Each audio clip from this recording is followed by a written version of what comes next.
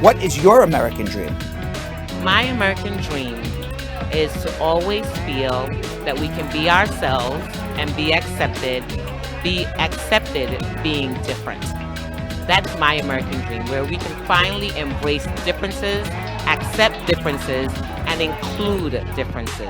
Well, of course, achieving American dreams would be to have a house, a car, but I already have all that. So now it's more like sort of leaving a legacy behind, and again, helping one another, getting to know more people, trying to do good. This is my dream, to build this organization, to build as well a group for immigrant women, and make everyone happy.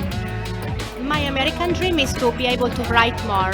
That's what I would like to do, and help my community. Everyone has a right to the American dream. Groundhog Sam!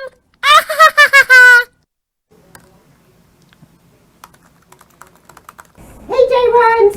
You know it's the time to start coming up with a Thursday rhyme! We need something clever, something pithy and cool for our dear Brad, who is no fool. He won't approve of a half-baked pun, so what are we gonna do? Let's have some fun! Hey, Sam. Yes, I know. We need a rhyme for the show.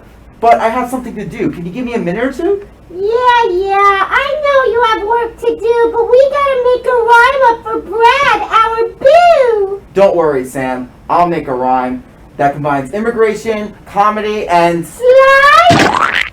No, why slime? Why that rhyme? Because it rhymes with time! Sam, no slime.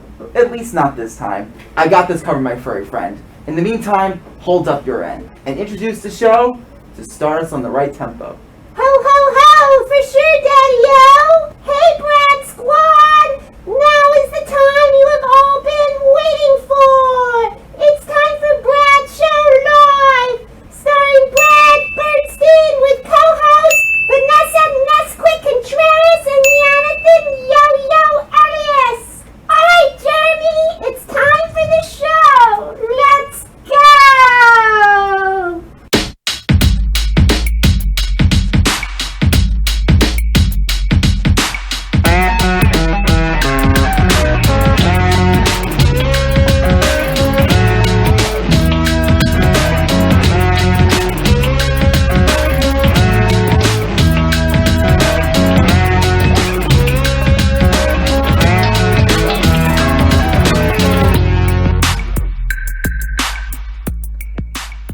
Welcome, everybody. It is Thursday, October 22nd. It is Brad Show Live. Somewhere out in this world, in Harlem and Long Island, I have Yonathan Yo-Yo Elias and Vanessa Ness-Quick Contreras. How are you? What's going on?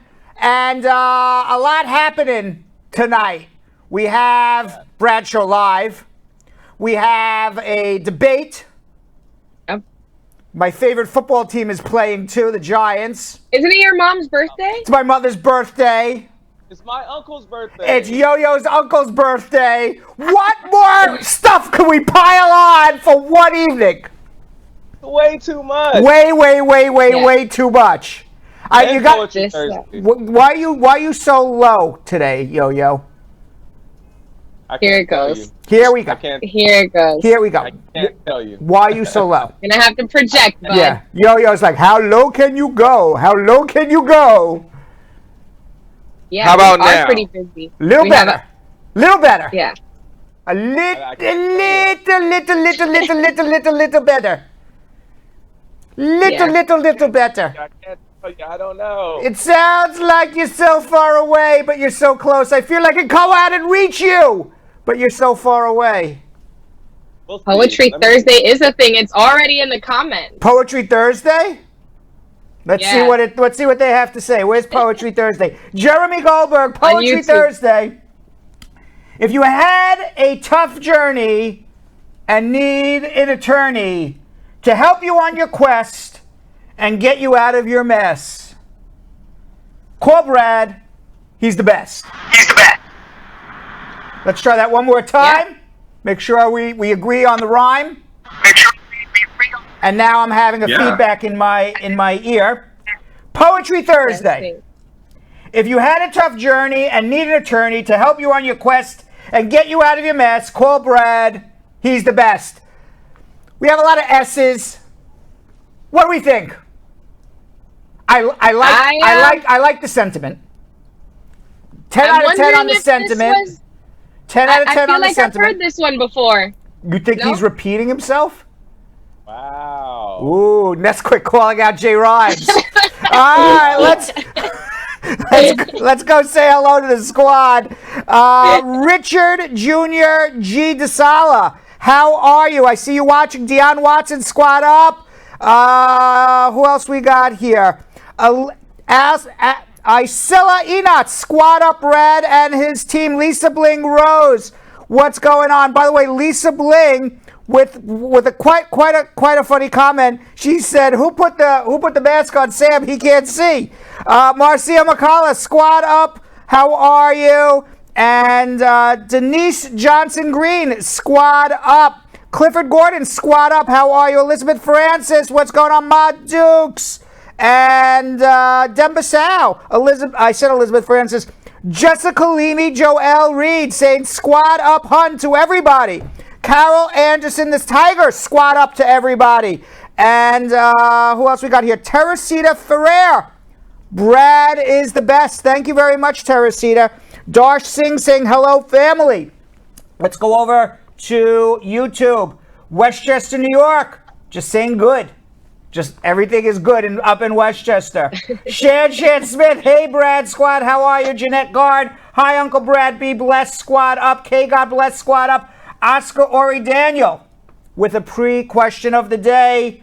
Can I apply for the DV lottery when I am president of the United States and have an asylum case pending?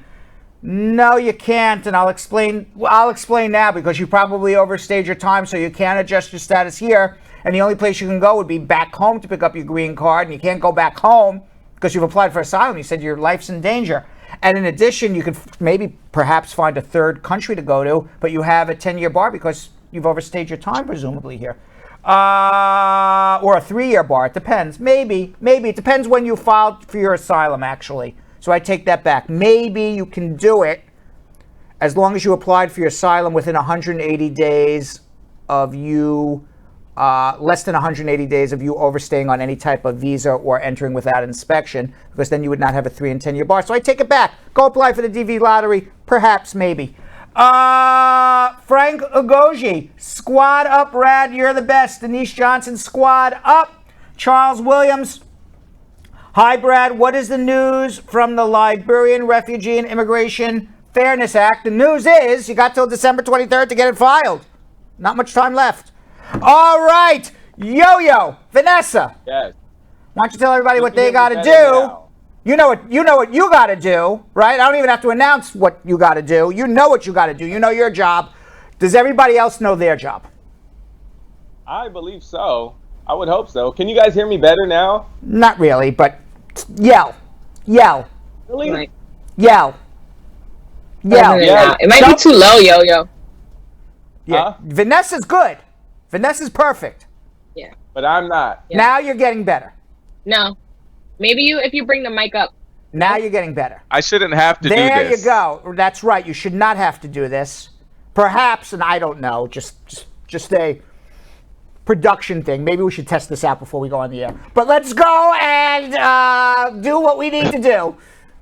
All right. All right, everybody on all social media platforms, we're going to need everybody to please join the Brad Squad. It's a VIP Brad Squad on Facebook. It's a VIP page. And I need you guys all to please join this, because not only are you going to get to be able to put in your questions anytime throughout the day, but you're also going to get different videos and different little numbers that we're going to put on there, little messages that Brad might give you guys, but it will just be for the VIP members. This is a very special thing. All right, so you guys have to make sure that you join this. All you have to do is request, and we will accept it right away. All right, so now we need to go into Facebook. Sharing is caring. We need y'all to get this show out.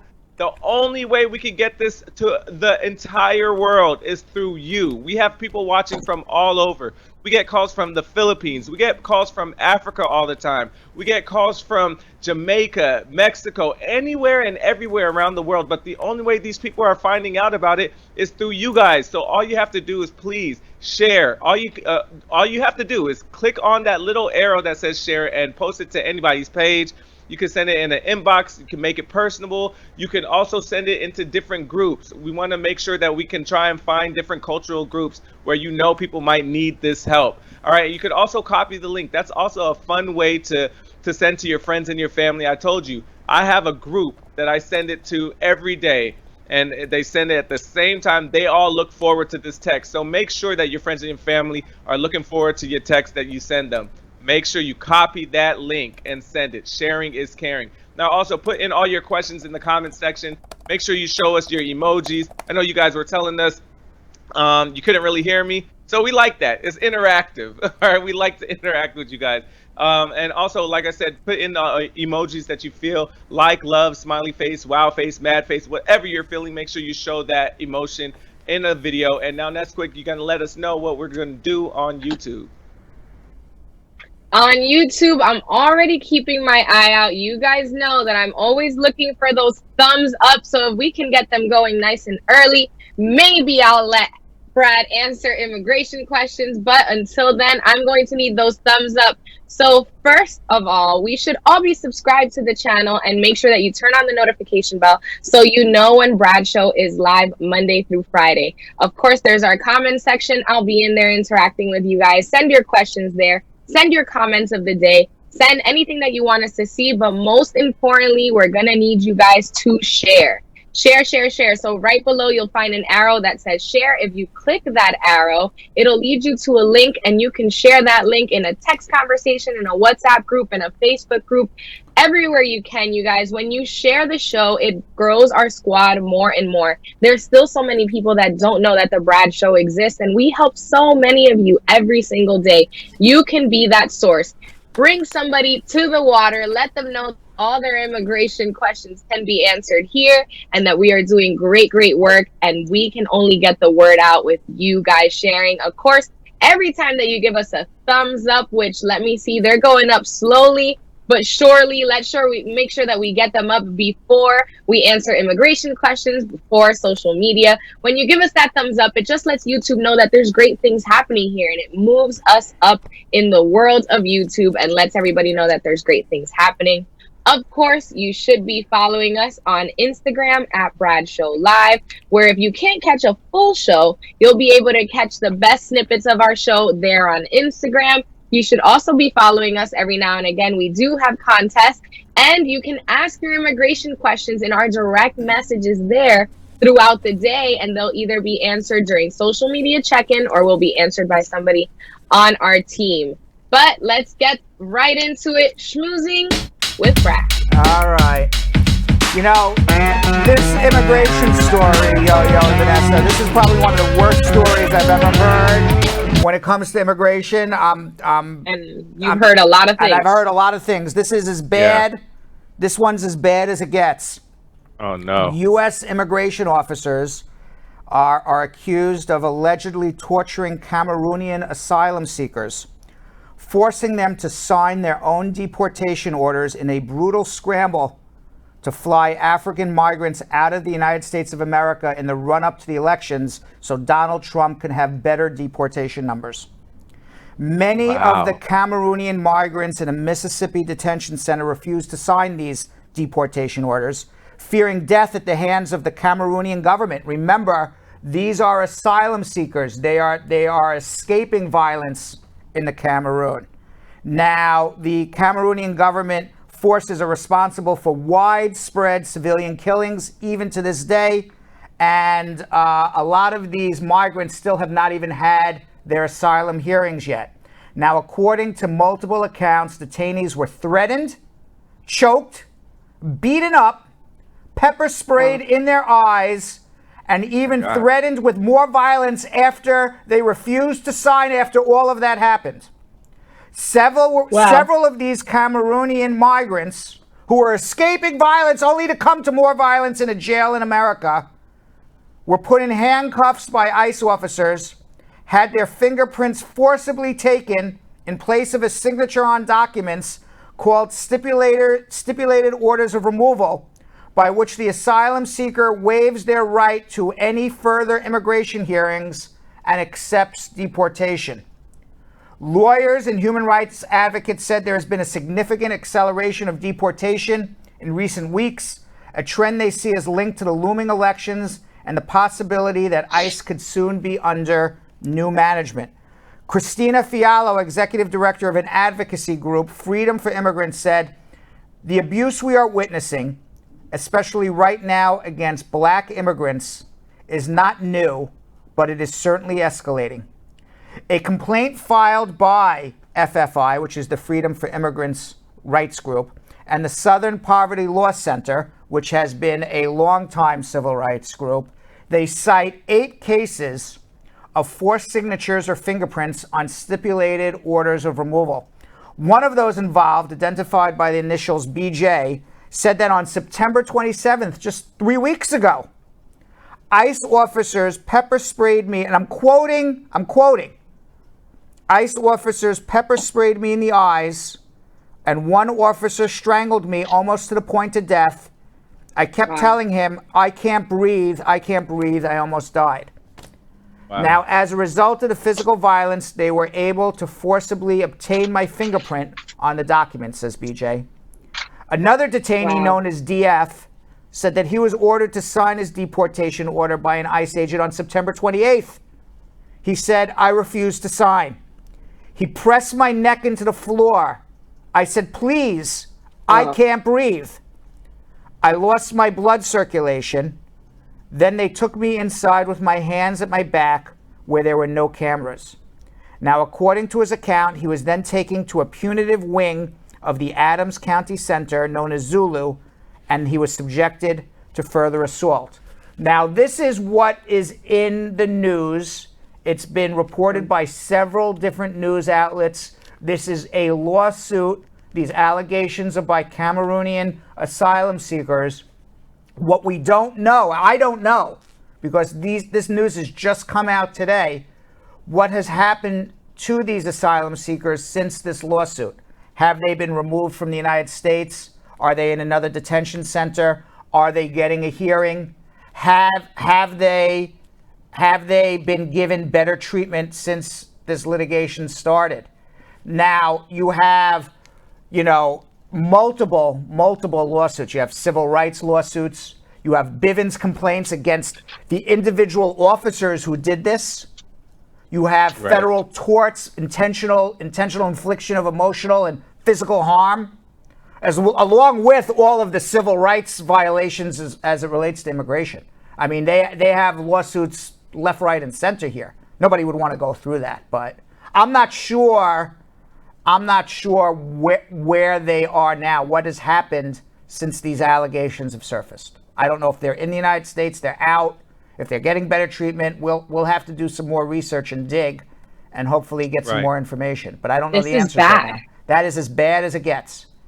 It's so ironic to me that these are the same people that, in history were taken out of their land to come here to build this country. And now the ancestors that would want to come here willingly because they, are trying to escape danger from their own countries can't even come in here. It's like, it's just so ironic and wild.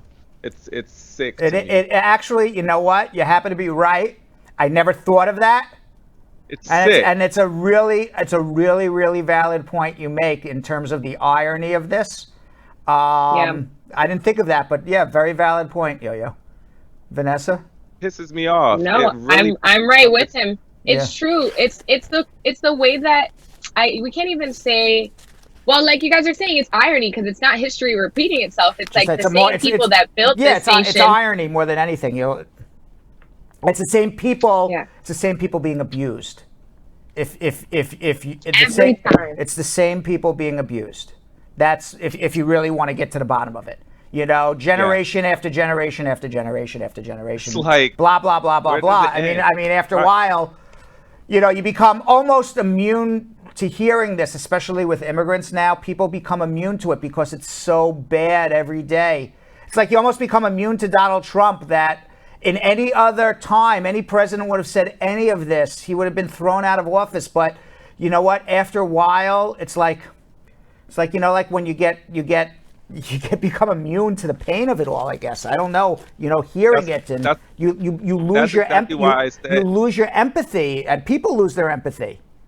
It's horrible. Right, which is why I said that this immigration should be a part of the debate. When we were saying like that wasn't even, you know, it was number one the last time, but like now it's not even in the top 10. Right. That's ridiculous. I hope Joe Biden brings it up somehow. Just because it's, by the way, just because they don't ask the question. Okay. When did you ever see a debate when somebody actually even answered the question? You know. Right. So you know, you can bring up whatever you want. And by the way, the debate, you're going to get 2 minutes of Joe Biden uninterrupted. Then you're going to get 2 minutes of Trump uninterrupted. And then it's going to be, you know, World Wrestling Federation free-for-all screaming at each other. That's what the debate's going to be tonight. Right. Because they're muting mics for the first 2 minutes of each person's answer. And then after that, it's like Hulk Hogan versus Rowdy Piper. What was it? It was WrestleMania. WrestleMania, right? WrestleMania. Yeah, that's what's going down tonight. That's what's going down tonight. Once the mics go unmuted, it's going to be WrestleMania. You know? Yeah. Oh man. Meanwhile, CBS News did a interview. Leslie Stahl did an interview with Donald Trump, and that thing went off the rails.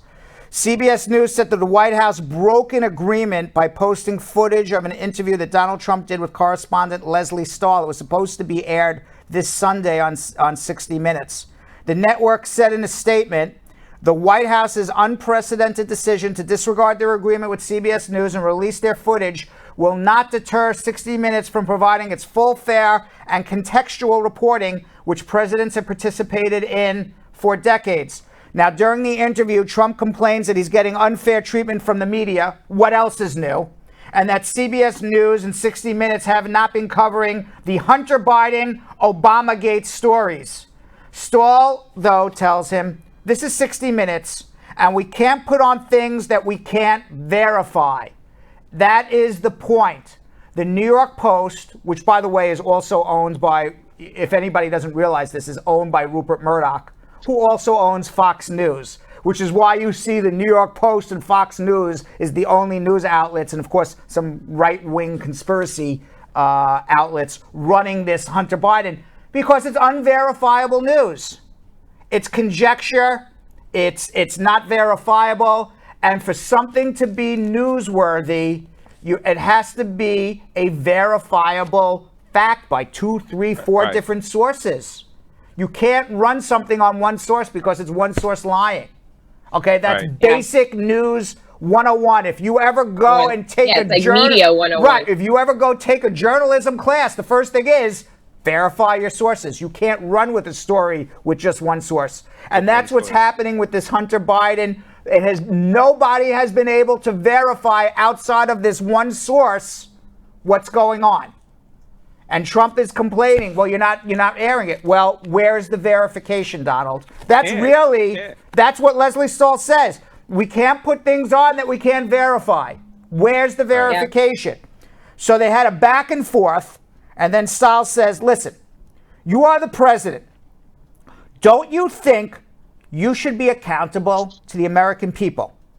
And with that, Trump then complained that she was not doing an interview with Joe Biden with these hard questions, that she was giving Joe Biden softball questions. And Trump said, you know, you started with me. Your first statement was, are you ready for tough questions? That's no way to talk. You know what? You're the president of the United States. If you're not ready for a tough question, don't be president of the United States. Exactly. Or don't do trifling stuff. Exactly. Like, now, you know that. Like, what is an interview when you don't ask real questions? Like, they're gonna ask you questions that have to do with you. So if you're gonna do trifling stuff, they're gonna ask you trifling questions. So now Trump. So Trump, to be a jerk, a pumpkin jerk, because that's what pumpkins are. Pumpkins are jerks, I think. I don't even like Halloween anymore because it reminds me of a pumpkin. All right? Every time I see a pumpkin now for Halloween, it reminds me of Donald Trump. I get angry at pumpkins now. But, to be a jerk, Trump released the interview before it aired on 60 Minutes. And he wrote, "Look at the bias, hatred, and rudeness on behalf of 60 Minutes and CBS. Tonight's anchor, Kristen Welker, is far worse." Now, she is the one who's going to be moderating the debate. Now, Welker's with NBC News. She's moderating the final debate. But what is very interesting about all of this was that even though Trump has been attacking Kristen Welker in advance of the event, his campaign agreed on her to be the moderator, number one. And number two, back in January, no less than 9 months ago, he praised Kristen Welker when she was promoted to co-anchor of Today. And this was at a press conference in Davos, Switzerland. Trump said to the press conference when he was talking about Kristen Welker, I guess she asked a question, and he said, "By the way, congratulations on your show. They made a very wise decision." Welker responded gamely by inviting Trump for an interview, to which he replied, "Oh, good." So 9 months ago, she was wonderful. Now she stinks. Right. When Hey, it's guys, convenient for them, like anything else. Hey guys, I one quick question: who would be your dream moderator Who would be my dream moderator? for them? Well, as we saw in the last That's a loaded question. And the reason why it's a loaded question is because you say, somebody who's going to really go after Trump, or somebody who's going to be really, really tough and not take any BS. I don't have an answer. I don't know. Who would be yours? Mine probably. I mean, he can't do it, but I want to see Samuel L. Jackson go there and moderate. That would be funny. That would be great. That's actually a really good one. I had never And I would thought love about to see this. one of them try and not listen to him. Yeah, that would be funny. Or what about, I don't know. I got to think about it. I don't know who it would be. I would just throw out names, but that's a great person to be the moderator. Right. That is a really good one. I can't beat that. Yeah, I can't beat right. that. I like that. Let's get Samuel L. Jackson for 2024, right? There you go. And then he can repeat some of his lines from Pulp Fiction right before he kills Brad with the big That's what I brain, was right? It would be genius. That was a good one, yo. Yeah. All right. Meanwhile, former President Barack Obama blasted Donald Trump in a speech ahead of tonight's debate over Trump's comment that there is not much he would change about his administration attempts to stop a virus that has now killed close to 250,000 Americans and has devastated the economy. Said Obama, really? Not much you'd change? Nothing you could think of that could have helped some people keep their loved ones alive?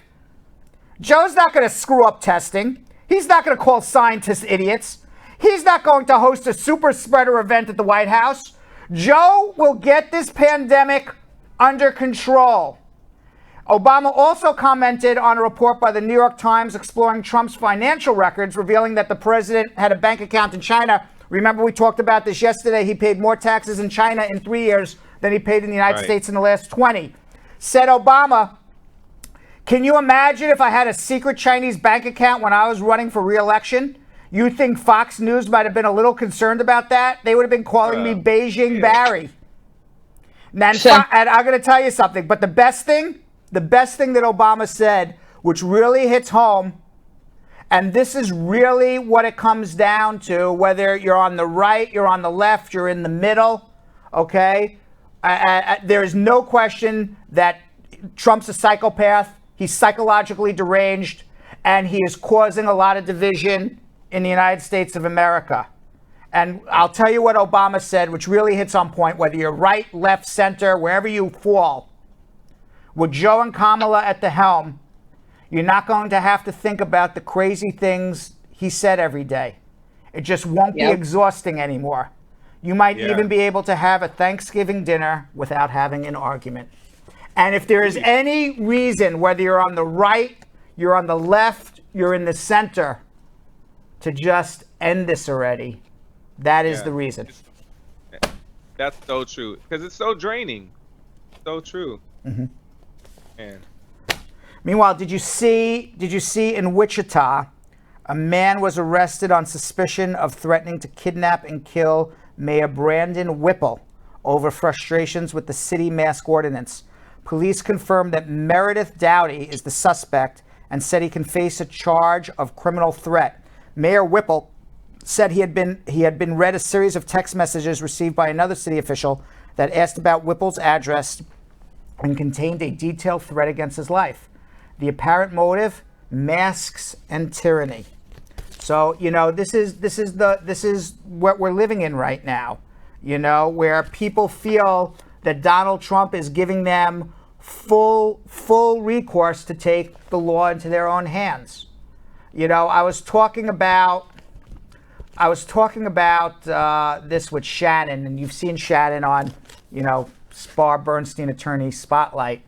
And, we were both of kind of the opinion that, people say, Trump is causing all of this racism. And I don't know if he's causing, obviously, he's causing racism.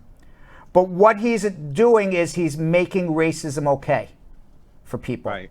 Okay. There we go. Okay. He's making racism okay. I think there's always been racism. I don't think all of a sudden Donald Trump came and all of a sudden now we have racists. But what he's doing is he's making racism okay. Where before, the racists would have their meeting in somebody's basement and like, oh, we can't say anything. Don't, stay in the freaking basement. Out in the open. Don't come out in the open. Stay in your basement. Down to potential Senate. Right, right. And back to the N-word the other day. But now, what I think the biggest danger that Donald Trump did to America was he said it's okay to be racist. That's to me. And that's so dangerous because that was 4 years of that. Right. So now even if Joe Biden does take the presidency, it's you're gonna have to go back and be like, all right, this isn't okay. But now they done, they felt the fire. They felt the heat. They like how it feels out here. So it's gonna be hard to even bring them back down to where we were, before this presidency, where they would have to go in the basement and have their meetings there secretly. Now they feel the power, so it's going to be hard to try and take it away from them again. Yeah, people are speaking up a lot more now too, so it's not like they can just look the other way or brush anything under the rug. Just to add to all of this, Michigan Governor Gretchen Whitmer demanded. Remember, she was almost kidnapped by right-wing terrorists up in Michigan. And now she demanded an end to Trump inciting violence. Whitmer, as you remember, she was the target of an alleged kidnapping plot by Trump-supporting militia members. Called out the president after he attacked her at the rally in Muskegon, Michigan, working the crowd into a frenzy and triggering a chant by the people at his rally, yelling, "Lock her up." Now, Trump said to the crowd, you got to get your governor, open up your state, and get your schools open. Get your schools open. The schools have a right to be open, right? You know what Trump failed to say there? His son Barron, he goes to school.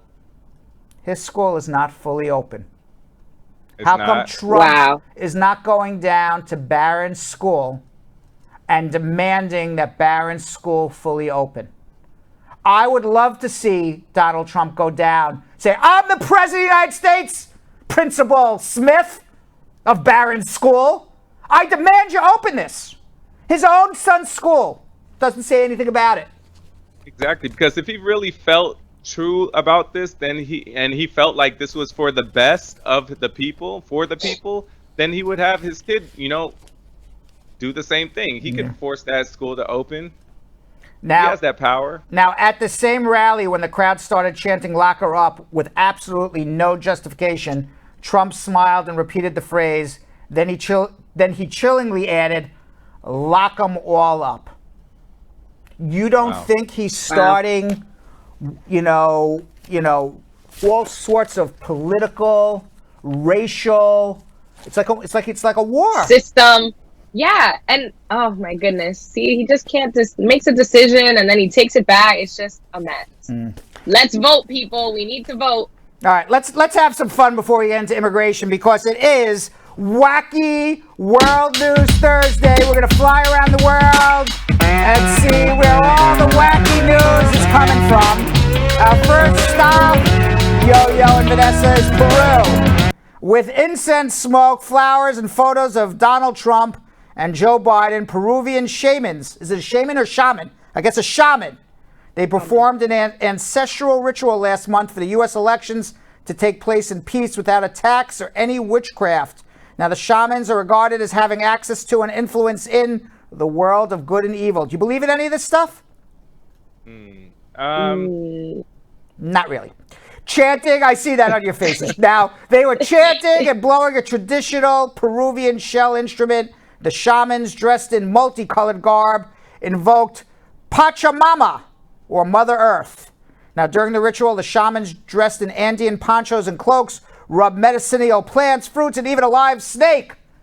And according to the shamans, they said good energies to Mr. Donald Trump. Why? Because he's deserving. He needs good energies, good vibes from his followers. We are supporters of the gentleman. He will win. He is the winner. That's what they are saying. Oh. Would you believe that? Hell no. Now I don't believe But unfortunately... Right, I was like, maybe this will give people a sense of hope. Oh, they're arguing with each other. They don't know who's going to win. My apologies. Some shamans want Biden to win too, I guess. Keep reading, Brad. Yes, keep reading. Well, according to the recent polls, the shamans who want Biden to win is going to win. All right, so moving on. I screwed that story up. Moving on. No, the story in itself had no hope. Me and Yo-Yo walked into it like, okay. I screwed that whole one up. All right, maybe the shamans need to give me a chant, maybe. All right, let's move on to Egypt then. More than 2,600 years ago, since they were buried, archaeologists in Egypt say they have found at least 59 ancient coffins south of Cairo. The one containing the pristine mummy of an ancient priest. Now, the sarcophagi, is that what it's called? I guess the sarcophagi have remained unopened since they were entombed near the famed step pyramid of Djoser in Saqqara, according to Egypt's Ministry of Tourism and Antiquities. A sealed door was also unearthed where it is expected more mummies may lie behind. Would you be opening that mummy tomb? Yo-Yo, do you want to go in and be the first to open the mummy tomb? They found more mummies. They're going to be opening it soon. How hard can I say hell no? Then okay. Hell no. No. No. You're imagine trapped for thousands of years. I've always been really interested in like Egyptianology. So I would kind of want to see that.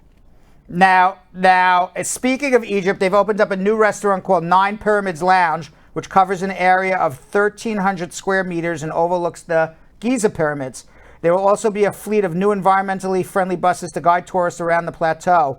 Mustafa Waziri, Secretary General of the Supreme Council of Antiquity, said one of the problems always faced is that people say there's no special services for tourists, there's no cafeteria, no restaurants, nothing. Now they have a cafeteria near the pyramids. I guess it's a tourist trap wherever you go these days. Now, tourism counts for up to 15% of Egypt's national output. Did you ever want to go to Egypt? Yeah, I still want to go to Egypt. Yeah, I'm all about history, so I love history and hieroglyphics and all that. So yeah, I'd like to see that. I definitely want to. All right, but I heard that you should know somebody out there if you're gonna go, because my best friend went out there and they tried them with the camel rides. So you gotta know somebody. You get taken out there in the desert, right? Yeah. Right? You pay too many shekels out there for a camel ride, maybe. Exactly. Yeah. Exactly. Meanwhile, it's beautiful. Meanwhile, let's move on to Ireland, another place I'd always love to go. I've never been. The Ireland Supreme Court has ruled that bread sold by the fast food chain Subway contains so much sugar, it's not bread. The ruling came in a tax dispute brought by Bookfinders, an Irish Subway franchisee, which argued that some of its takeaway products, including teas, coffees, and heated sandwiches, were not liable for the VAT, the value-added tax in Europe.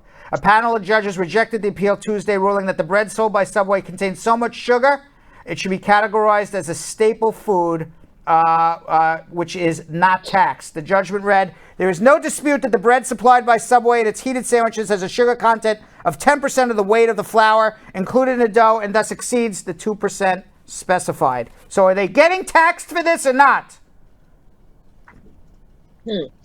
I don't understand this. They are not getting the answer is they are not getting taxed because the Subway bread is just sugar. You're basically buying sugar instead of bread, according to Ireland. Good thing I let go of that. What do you think of that? I've never been to Subway. I never ate a Subway sandwich. I don't know. Is it really that sugary? I don't know if I've ever eaten a Subway sandwich. Is it that sugary? Well, now I've had Subway way. sandwiches a lot, actually. Yikes. Maybe I shouldn't have. I haven't had one in a long time. I have a Subway right down the street, so that's why I go there after the gym. Yikes. Meanwhile, jump it over. It's not the pond, I guess it's what's between Ireland and England, some form of water. A UK man has said he has to take proof of identification everywhere he goes because his name is Jimmy Corona. That's right. Jimmy Corona says he has never previously had a problem with his name, but since the outbreak of coronavirus, he's had huge problems. The 38-year-old even has to show ID to medics at the birth of his son because they refuse to believe that his kid would be called Baby Corona. Jimmy says he's had people laughing at him in the pub, had deliveries questioned as companies ask his name. And by the way, it's a Polish name, Corona, with a K, not with a C. He's a construction worker. He said, nobody can believe my name is Corona, so I show them my bank card or passport to prove that's my name. It's always been my name. It feels weird having my name everywhere. It just feels dead strange hearing your name being said over and over. I think he needs to change his name. Yeah, that sucks because that will never change. Corona's never leaving. I think. Or at least the middle name. Yeah. Could have given him like a. Yeah, it's Corona like Joe. It's like Corona beer needs to change Joe. their name too, right? Nobody's ever going to want to buy a 6-pack of Corona beer anymore. They've got to change their name. Or they'll always just be a joking reference to. All right, I have a couple left. Okay, pick 1, 2, 3, or 4. 1, 2, 3, or 4. Vanessa, I'll give you the honors. 1, 2, 3, or 4. 3 is my favorite number. What? 1, 3. 2, 3, 4. 3. All right, the last one from Spanning the World. This is in India. A passenger has given birth prematurely to a baby boy at a flight in India. Flight attendants helped deliver the infant, who cried midair. An infant who cried midair 2 weeks ago. In a statement, the airline confirmed the new arrival was a baby boy. The crew was praised for their amazing teamwork. Can you imagine you're on a plane and somebody gives birth? Wow. Yeah, one passenger tweeted, they set up a hospital in minutes and then newborn cried mid-air. Wow. It is not the first time a baby was born on a flight. A baby was born on a flight in Alaska in August this year named Sky by his mother. I got to give you some advice. If you know you're about to give birth, don't get on a plane. Why are you on an airplane? I thought you couldn't travel that late. You couldn't. You had to lie and say, and look and not look pregnant, because if you look really pregnant, and then, like you said, by the way, it was a premature birth. By the way, yes, it was a premature birth. She was not 32 weeks yet pregnant. She just went early. She just went early. Hey. All right, so that's spanning the world. That's spanning the world. Let's get into immigration. Tell everybody what they need to do while I stretch and get ready to answer their immigration questions.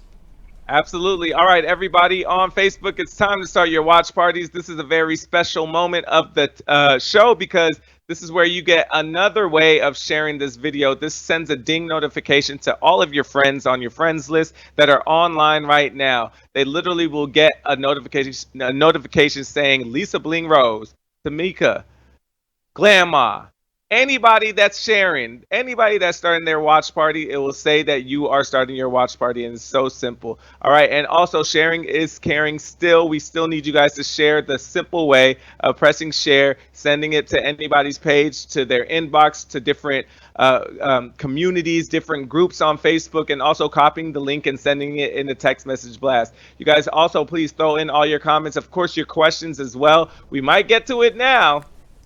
We're into the show. We're already an hour into the show, so still throw in your questions because you never know. We also might throw it into the speed round too, so make sure you throw them in right now. Everybody throw in your questions. Tell your friends and your families who have questions to throw it in right now as well. All right, Ness-Quick, what are we going to do on YouTube and Instagram? On YouTube, friends, you should already be subscribed, squad, and make sure that you turn on that notification bell so you know when we are live.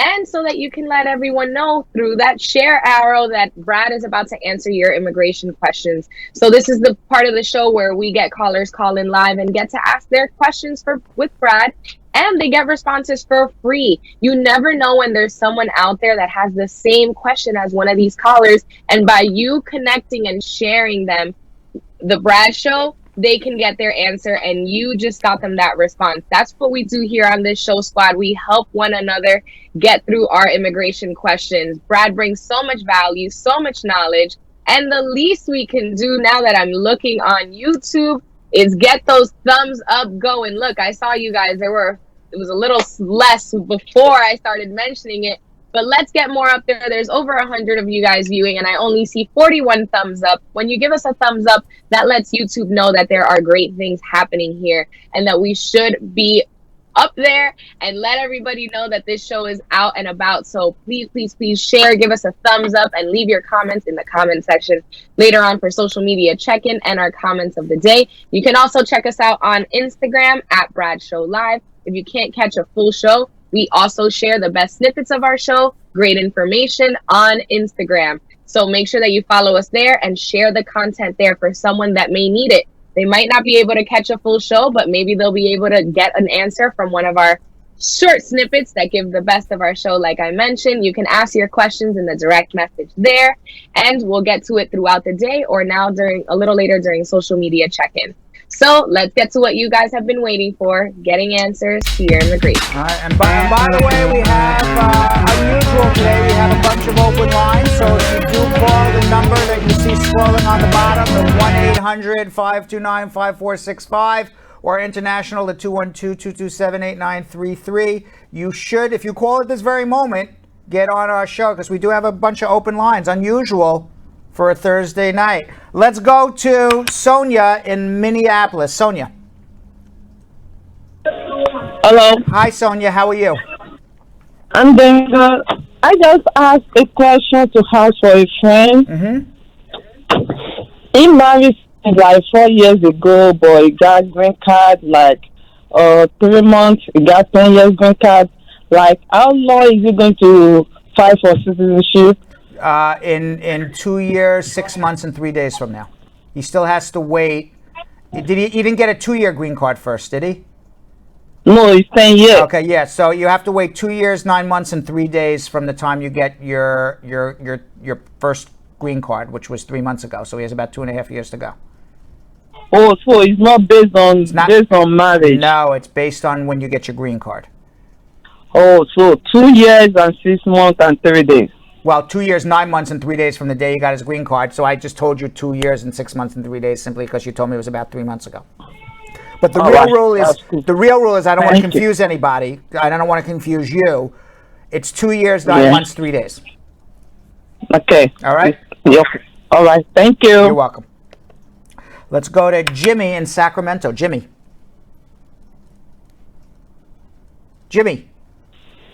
Hello. Hi, Jimmy. How are you? Good. How are you? Good. What's going on? Hi, I have a question about my case. Mm-hmm. So, I got married like 10 years ago when I entered into the first marriage, and we went to the interview. And our case, we couldn't convince the officer at that time, so we withdraw the case after the interview. Why did you withdraw the case? I don't understand. Because the officer didn't believe that our marriage was bona fide at that time, and she was kept threatening my wife. That But it was a bona fide marriage. You were in a real marriage. Yes, it was a bona fide marriage. Okay. And our marriage will last for like 4 years, and at first we agreed that we couldn't prove at that time, so we just think it's simple, like we will withdraw the our case and prepare for a better application. Right. Next time. Right. Yeah. So the marriage didn't end well after 4 years. So we decided to get divorced. Okay. Okay, and so I got the I-485 letter from the USCIS, said that You were denied. my case was withdrawn. Okay. Yeah, but not until now I learned that my wife also got I-130 letter, say that my case was denied. And Yeah, well, this is your problem, Jimmy. Where are you from, by the way? Okay. Where are you I'm from California, Sacramento. No, originally. Originally, I'm from Vietnam. Vietnam. Okay. This is the problem you have. Okay. You go back. Let's say you fall in love again, and you go back, and you go to file your application, and there's no question in anybody's mind your marriage to this second wife is real. You have children with your wife. You have joint financial documents.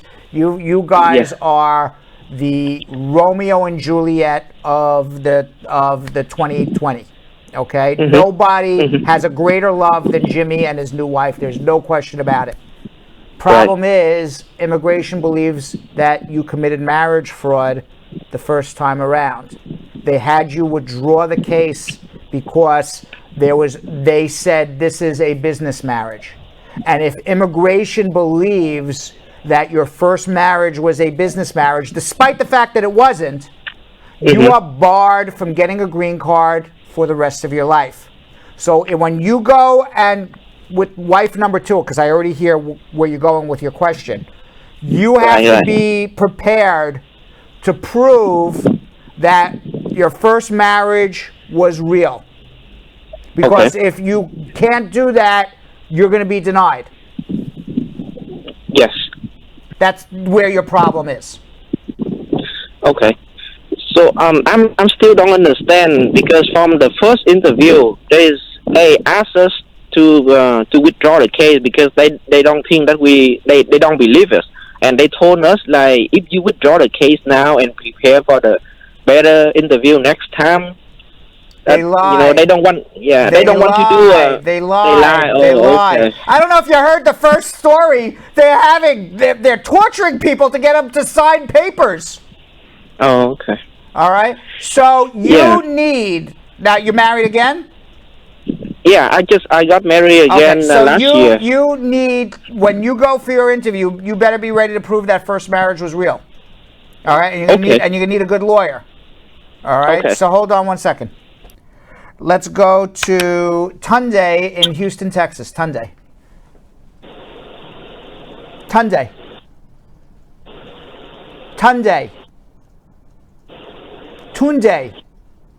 Anybody who's in Houston, Texas, say hello. Hello. Hi, how are you? Hello, Brad. How are you? Good. How about yourself? Good. What's going on? Yeah, Brad, I was married 2016. I got my green card 2017. 2019, I filed to remove the condition on my green card.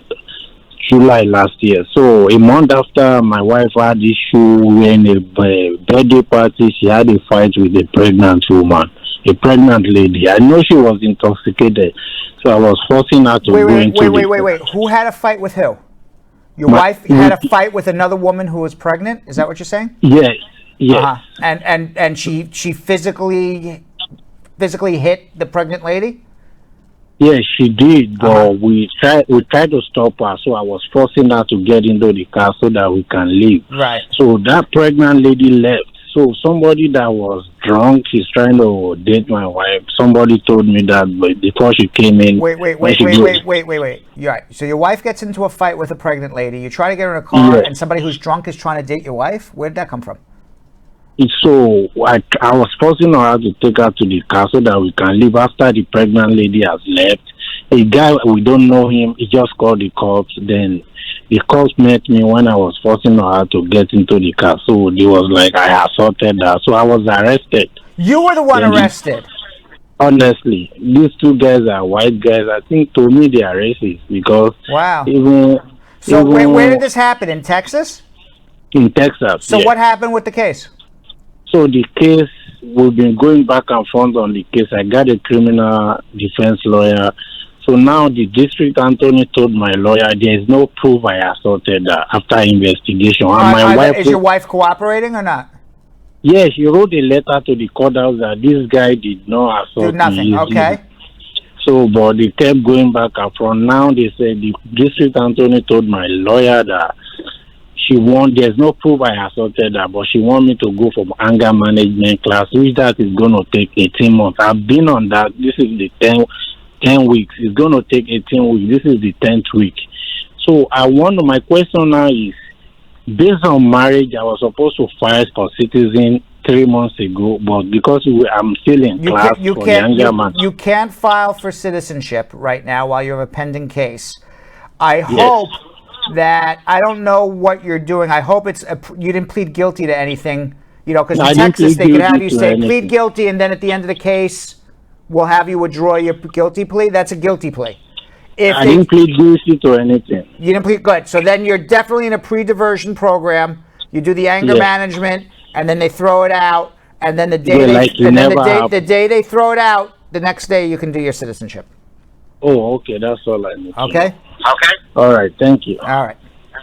Let's go to Lottie in Huntsville, Alabama. Lottie. Hey, Brad. How are you? Good. How are you? Good.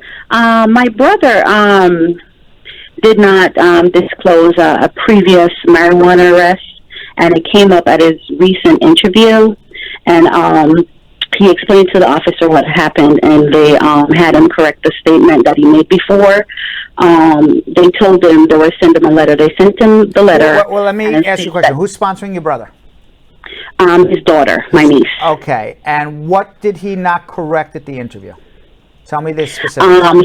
When they filled out the paperwork, he did not disclose the arrest. Okay, what was the arrest? Tell me the he did his fingerprint, it came up. 1 second. Tell me the specifics about the arrest. He was arrested for marijuana. That's what the paper said that they sent to us in 2010. What was the result of that case? Was he convicted? He went to rehab, and the case was adjudicated. I don't know what that means.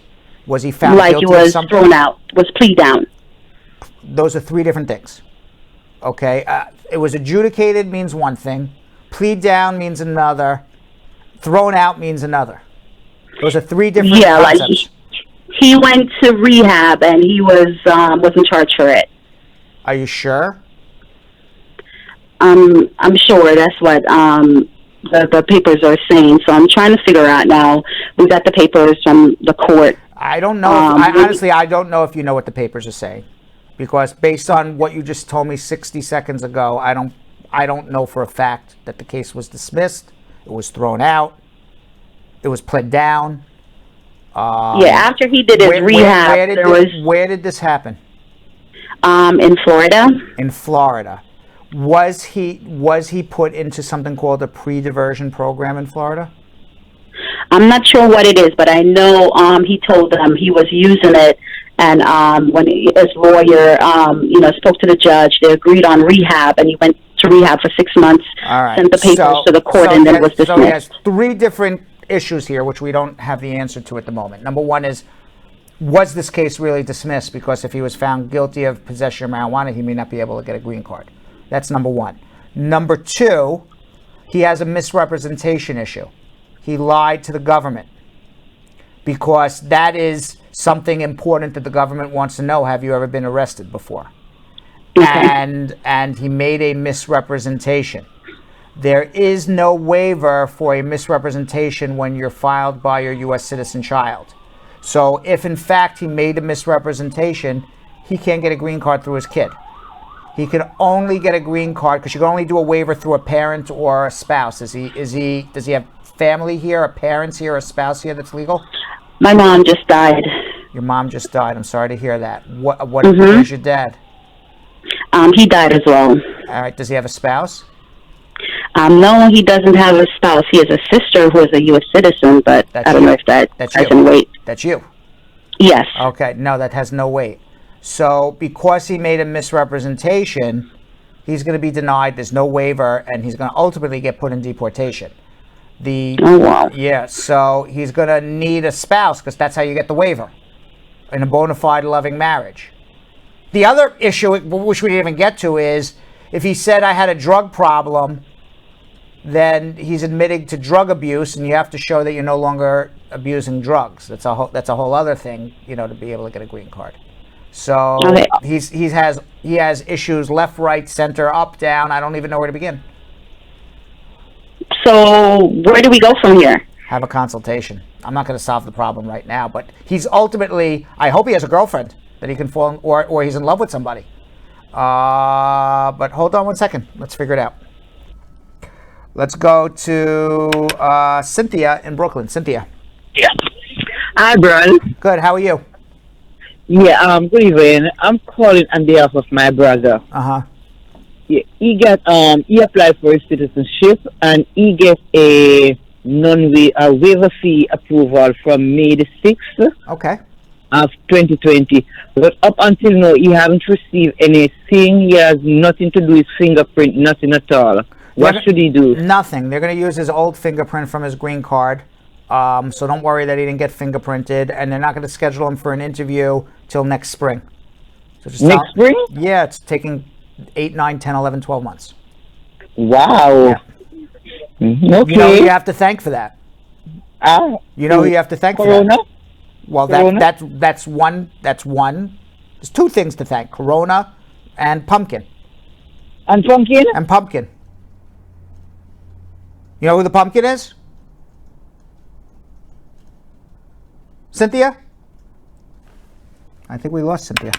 Cynthia, you know who the pumpkin is? Trump? Yes, Trump.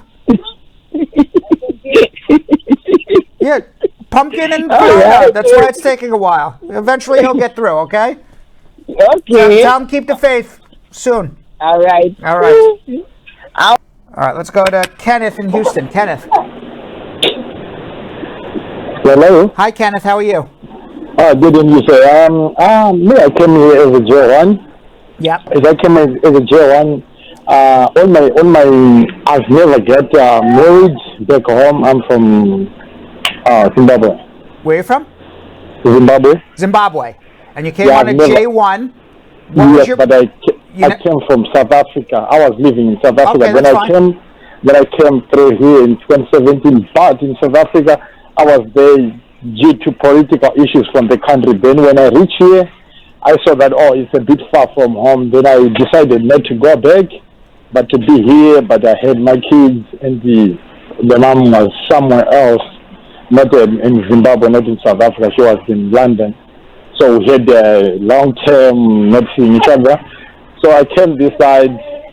I live here 2018. Then I met someone. Then on my CV, my resume, it was written like, I've got kids, I've got someone. Then when I came here, I met someone. Then I said, no, I don't know how to do that now, like marriage or something. She was asking for being married. Then we were not planning to have kids. Then now we did have kids. We had firstborn boy. Then we had the second boy.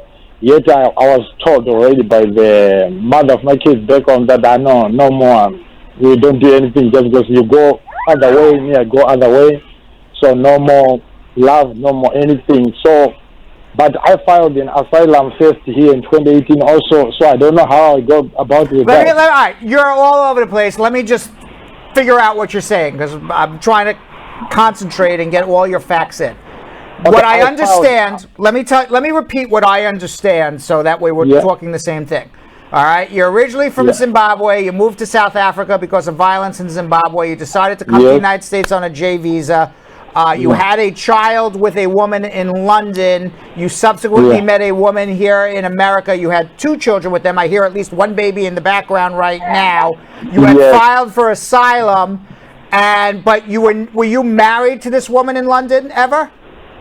No, we have never married. Got Did married, you marry the woman here in America? No, I haven't got married. Because we just met and I was not up to be attached to someone since I was solving my Are you ready to marry the woman that you are with in America that you have 2 children with? Yes, I'm ready, but I don't know how to. You don't know how to get married? No. I asked you about the case I filed first for asylum. Then someone say you can't meet the story. All right. So that's why I'm asking for. Because you filed for, let's talk this through, okay? Yeah. Because you filed for asylum, doesn't mean you can't get married. Go get married. Nobody. There's no law that says you file for asylum. You have to be a single man for the rest of your life. There's no such thing. So So hear me out. So go get a license. Go get married.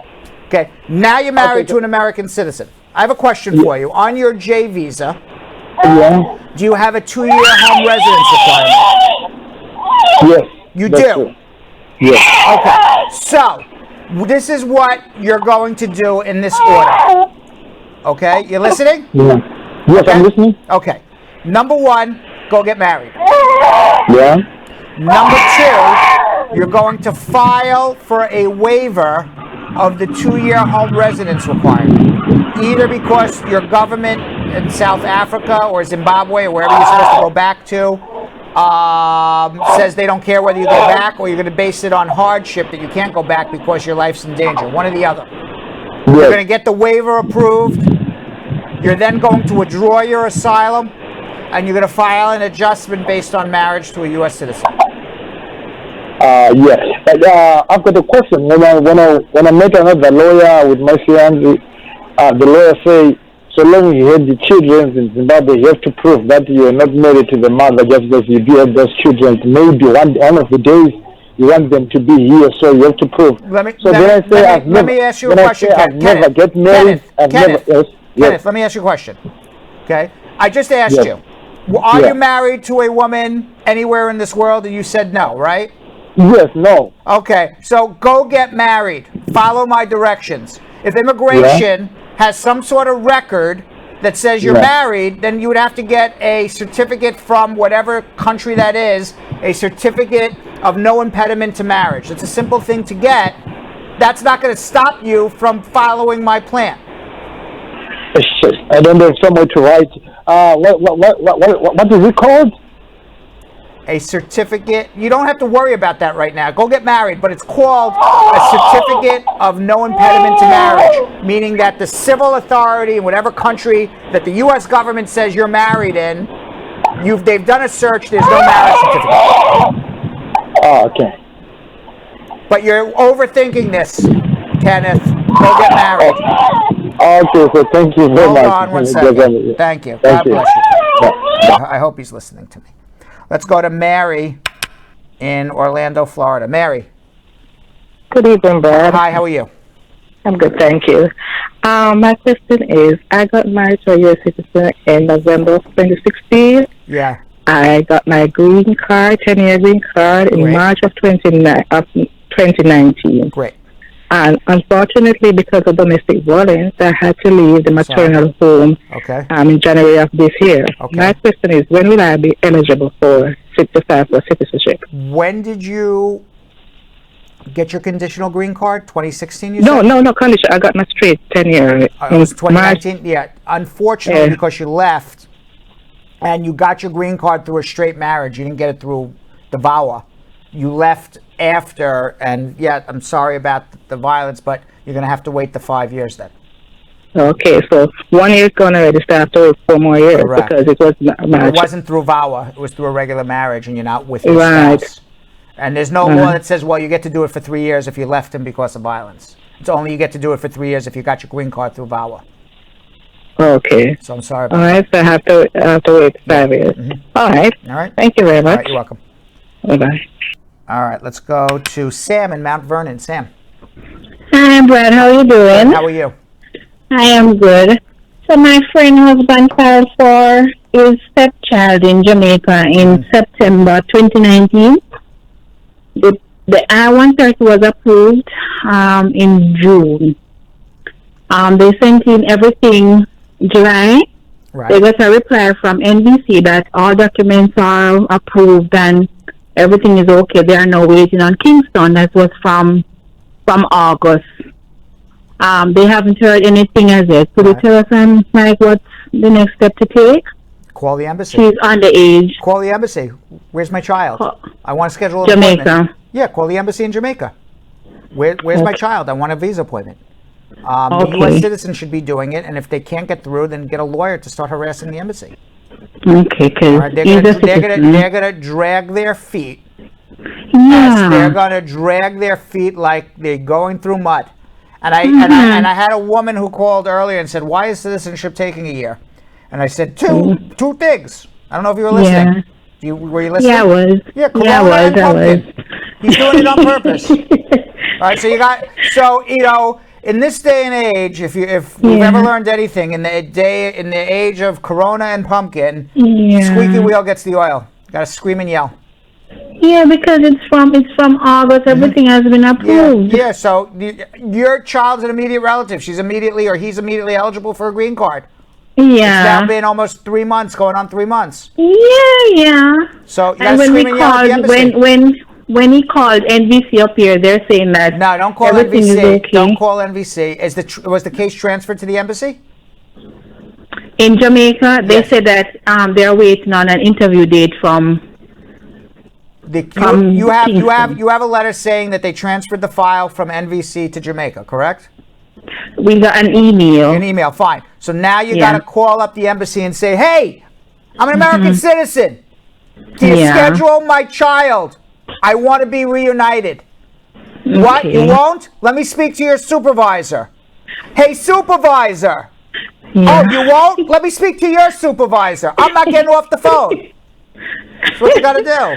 Scream and yell. We'll definitely get on it Monday. And if not, then call me and we'll scream and yell at them. All right, then. Thank you. Have a good day now. Right, hold on. All right. Let's go to Jeremy in Philadelphia. Jeremy.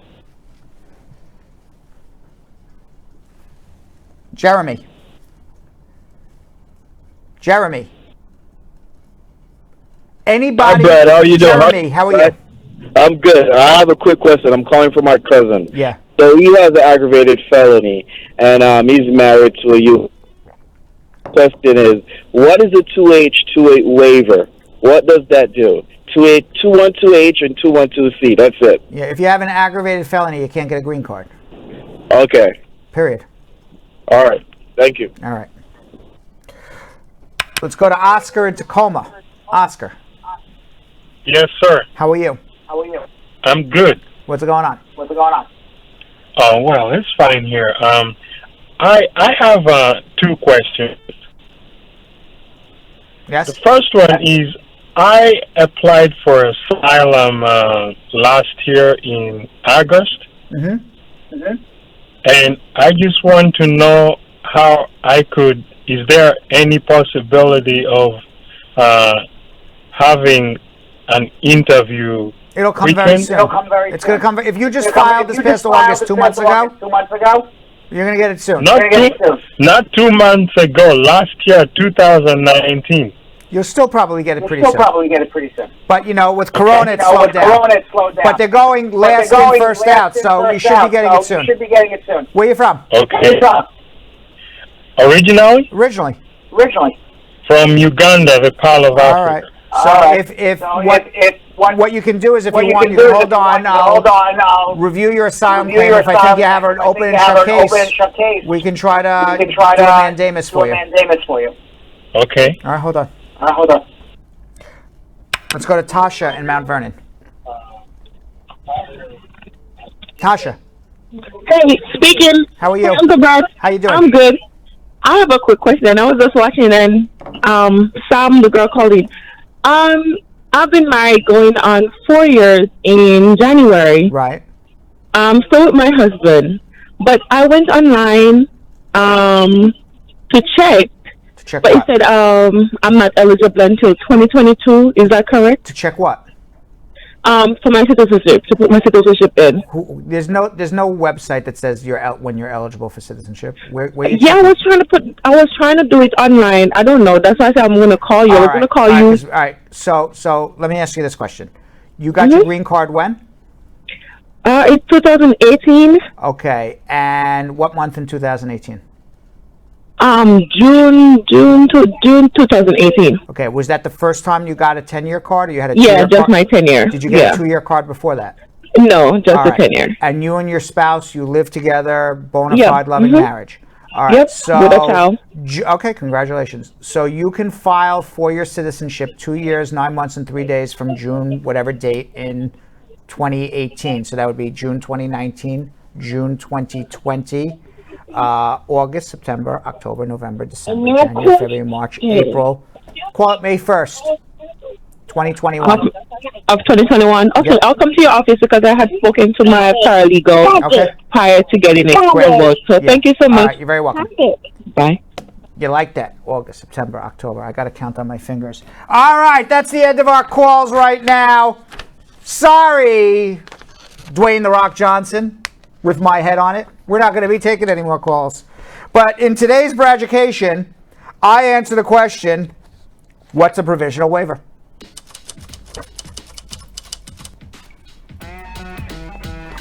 A provisional waiver is a waiver to waive the 10-year bar if you leave the United States to obtain an immigrant visa in another country. In 1996, Congress changed the law that said that if you are applying for a green card in another country and you lived in the United States illegally for more than 1 year, you have a 10-year bar to re-enter. It prevented most people who overstayed on their visas, who were entered without inspection, from returning home to pick up their green cards because nobody wanted to stay home for 10 years before they were able to come back with their green card. The provisional waiver gives a waiver to that law prior to you leaving the United States. So as long as you get that provisional waiver, you can go back to your home country and if otherwise eligible, obtain your green card and then return to the United States within a matter of weeks. All right, so anyway, if there are any viewers out there that want to get on Brad Show Live and play a virtual game with Yo-Yo, you want one-on-one with Yo-Yo? You want one-on-one with Vanessa, Ness-Quick, Contreras? You want to play a virtual game with Yo-Yo or Vanessa and get on Brad Show Live? Maybe you want to do a Braducation. Maybe you want to do Who Invented It? Maybe you want to do Immigrant or American, a Bradified Marriage. Any viewers who want to play a virtual game of their choice with Yonathan and Vanessa right now, send us a direct message on our show at Facebook, Instagram, or Twitter. And by the way, those are the two you would be doing it with. If you ever wanted that one-on-one, there it is. Also, if you didn't get your immigration questions answered, you can always follow me on Instagram at Real Brad Bernstein. If you follow me on Instagram at Real Brad Bernstein, just drop me a DM. I'll try to answer your question as best as I can. You can also follow us on Instagram at Brad Show Live for the best 1, 2, 3 minutes, whatever you want. Little tidbits of me, Yo-Yo, Vanessa, and the entire crew. Can't take 2 hours, but you can take 2 minutes of us. Instagram at Brad Show Live is the place to be. And Yo-Yo and Vanessa, you got anything you got to promote? Yeah, you guys can follow me at Yonathan Elias TV on all social media platforms. And you guys can find me at Vanessa.Contreras TV. All right, so in today's Spar and Bernstein close-up, immigration attorney Yonathan Aftalion explains what Special Immigrant Juvenile Status is, the SIJ. Let's watch.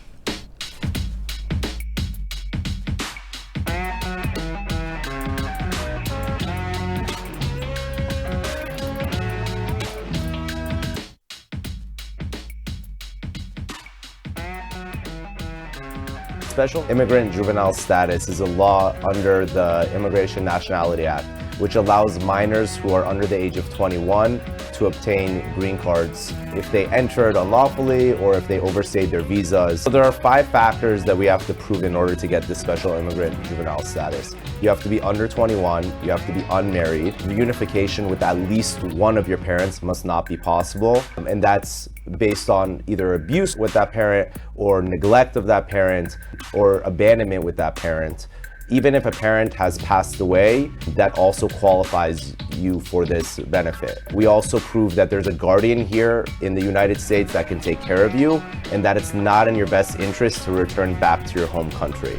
So what we do is we meet with these families and we see if the children qualify for this type of benefit. And by the way, Sasha Ford, that comment should have been yesterday on Hump Day. You know what I'm talking about. In the meantime, let's do something we like to call social media check-in. What do we got? Did you see Sasha Ford's? She wants to play strip something with Yo-Yo. I didn't even read the rest of it. And it's not even Wednesday. It was saved it for Hump Day. It should have been saved for Hump Day. What do we got on social media check-in? All right, our first one comes from Ambiosa A on Facebook asking, my kids had an immigration interview 3 weeks ago in Jamaica. They had their 1040, is that right? Oh yeah, 1040 and W-2, but the consulate said they needed an IRS transcript. They canceled their non-immigration visa without prejudice, kept their passport and informed them how to send the documents. I'm concerned because the case had been refused and it's been 3 weeks now. My son will be 21 in January.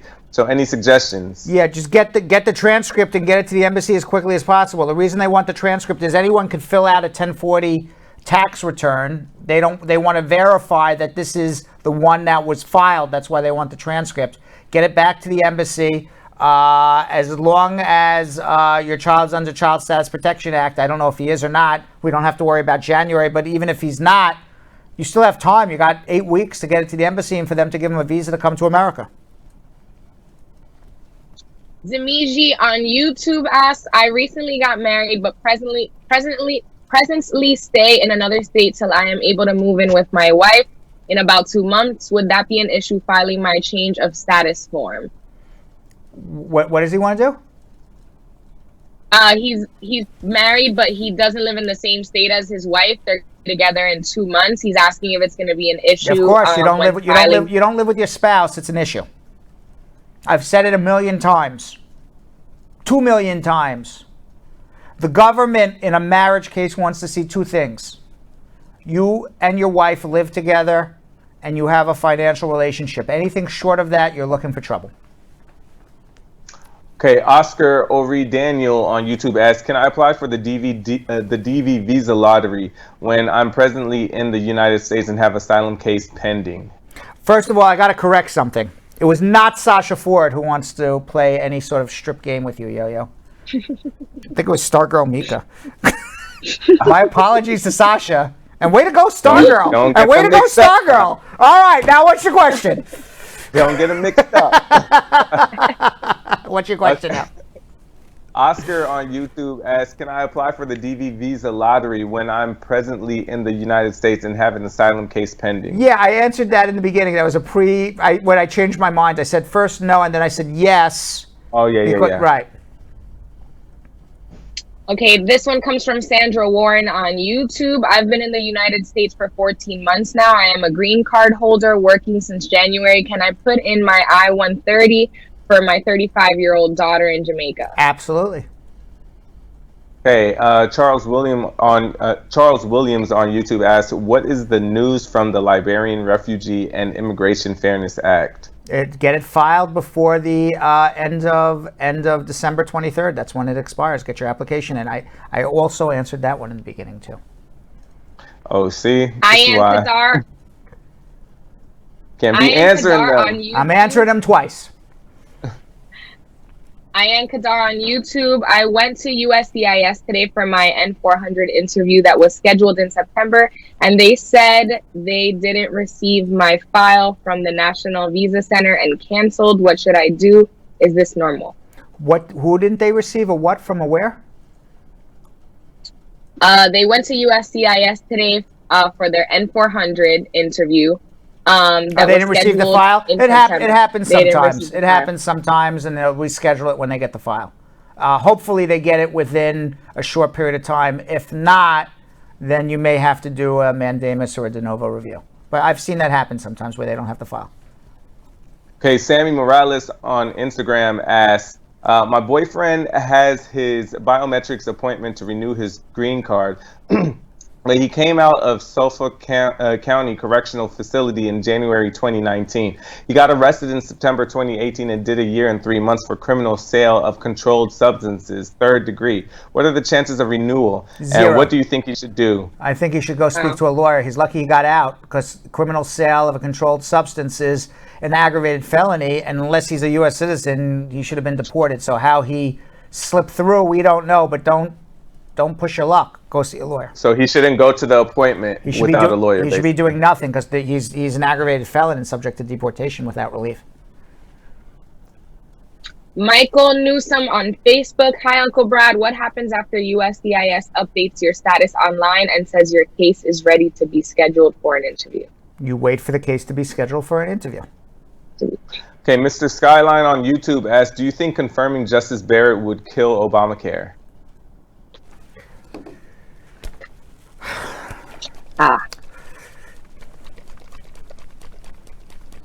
Yeah.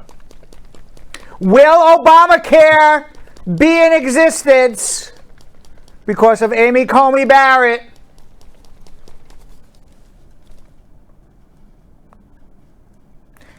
Magic 8 Ball says you may rely on it. Magic 8 Ball says it's still going to be around. That's my answer. Okay, this one comes from She is Blessed and Highly Favored on Facebook.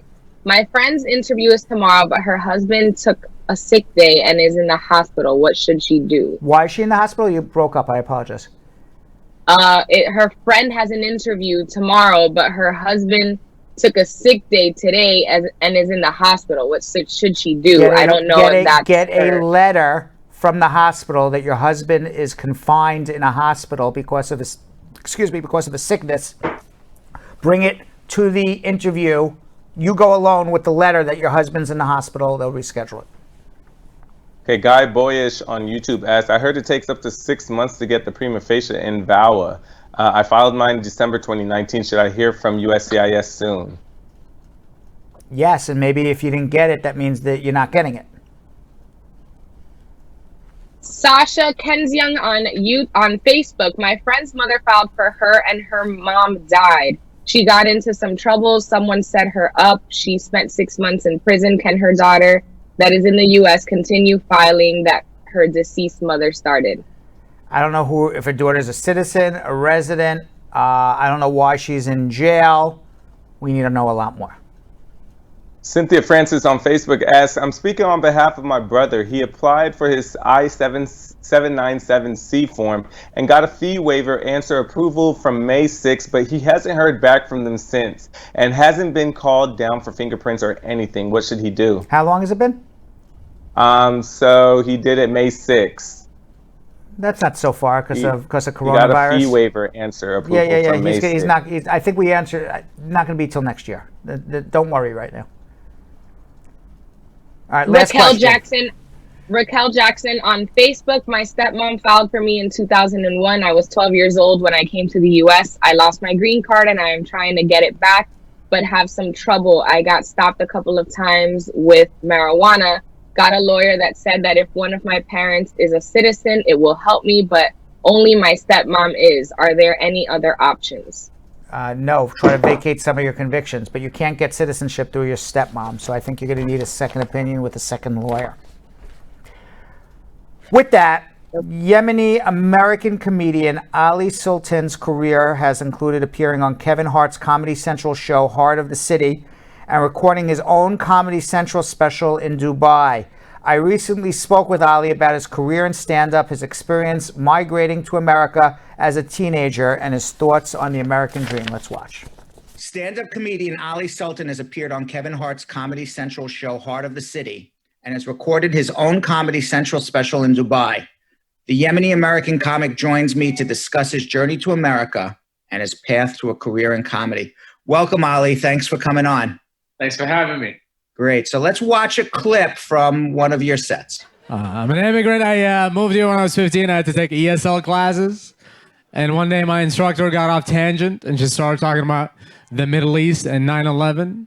And then she looked at me, the only Arab kid in the class, and she said, "They hate us because they're jealous of our freedom." And she kept staring and staring and staring. And that made me uncomfortable. And when I'm uncomfortable, I laugh audibly. So I laughed, but I laughed way too hard. It didn't look like it was out of discomfort. It looked like I was plotting against the United States of America. She said, they hate us because you're jealous of our freedom. And I was like, ha ha ha! Tell me a little bit about your immigration story. I was born in Sana'a, Yemen.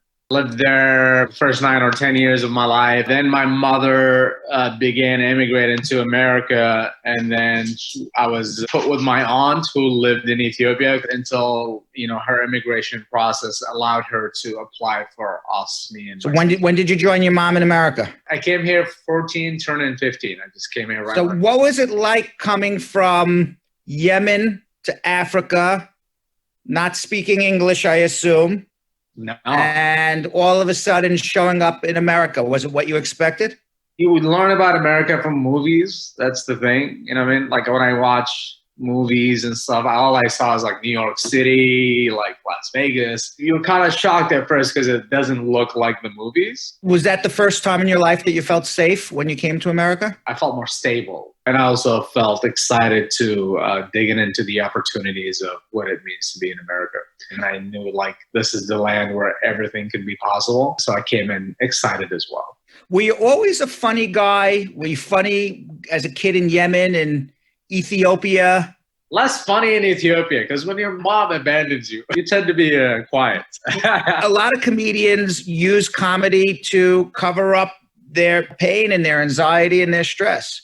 I mean, it is a defense mechanism. I think I was funny from a very young age. I remember being like 3 years old and watching Mr. Bean. I would do an impression to my family and they thought it was like a spot on impression and they laughed a lot. And I remember like, oh, I could get everybody's attention and create joy out of humor. Are there comedians in Yemen? You could be like a comedy actor. You could be like a TV host or whatever. But there are options to be funny. When I started stand-up, I was the only comedian that I can find. I typed in Yemeni stand-up comedian. Eddie Izzard showed up. He's a comedian from Britain. Big deal. It was ironic to me because apparently he was born in Aden, Yemen, because his father might have been like an ambassador or whatever. Uh-huh. It's like there's no Yemeni comedian. The only thing that showed up is a British guy. When you remember the stand-up act you saw, the comedian you saw and you say, I can do that, or I want to do that. I'll watch Conan every night. And then one day he had a stand-up comedian on and it was Jim Gaffigan. And I remember thinking, oh, that feels like a kindred spirit. Like I feel like that guy. That was the first time I saw stand-up and I loved it. I was like, whatever that is that's how I feel inside. Funny enough, I did meet Gaffigan, I think a year and a half ago or maybe a year ago. And I told him that story and I was like, hey man, you're the reason I'm a stand-up comedian. And he said, I'm sorry about that. You watch Conan, you're in high school, you're learning English. Yep. You're not even fluent in English yet. And you say to your Yemeni mother, who sacrificed and immigrated to America to make a better life for her children, I'm going to go be a stand-up comic. At that point, that would have been insane for me to say that. I had the etiquettes to wait till I was 22.